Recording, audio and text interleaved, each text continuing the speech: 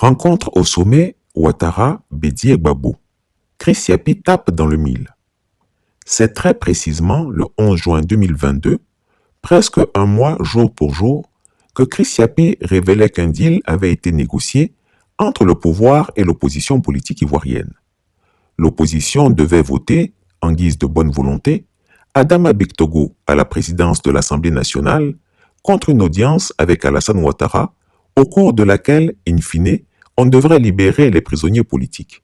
Je crois qu'avec vous, je n'ai pas besoin de rappeler le processus qui nous a permis d'arriver au point où nous en sommes aujourd'hui et que certains voudraient remettre en cause en demandant un dialogue. Mais il faut dialoguer maintenant avec le peuple. Il faut aller présenter le programme. Il faut aller présenter les bilans. Mais comme ils n'ont pas ça, alors il dit qu'il faut que Ouattara dialogue avec eux. Mais pour leur dire quoi? Nous avons déjà, sur mes instructions, fait le Premier ministre Amadou Gon Coulibaly a eu un dialogue avec eux en 2019, d'abord 2016 pour la Constitution. Moi-même, je les ai reçus. Le Premier ministre, le comité d'experts, même la société civile. Ensuite, le Premier ministre, sur mes instructions, les a reçus pour l'adaptation de la commission électorale indépendante pendant 6 mois, de janvier à juin 2019, et en 2020, pendant 2 mois, sur le code électoral. Alors, certains appellent ça la réconciliation. Moi, je dis, mais réconciliation, moi, je n'ai pas de palabre avec quelqu'un. Est-ce que vous avez des palabres avec quelqu'un? Mais nous sommes tous réconciliés. Alors donc, je voudrais que les gens arrêtent de rêver. Il n'y aura pas de changement de la CEI. Il n'y aura pas de changement du Conseil constitutionnel.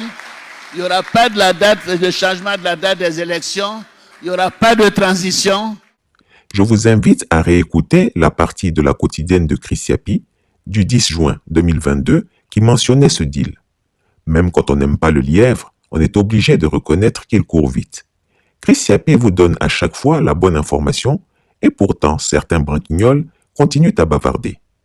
La quotidienne Twitter de Chris Yapi, vendredi 10 juin 2022. Élection d'Adama Bictogo à la présidence de l'Assemblée nationale. Le chantage d'Alassane Ouattara à l'opposition ivoirienne. En effet, Alassane Ouattara a exigé que l'opposition montre sa bonne foi à aller à la réconciliation en votant Adama Bictogo en échange de quoi? D'une rencontre à 3, Ouattara-Bédié-Gbagbo, qui devrait se tenir ce mois-ci.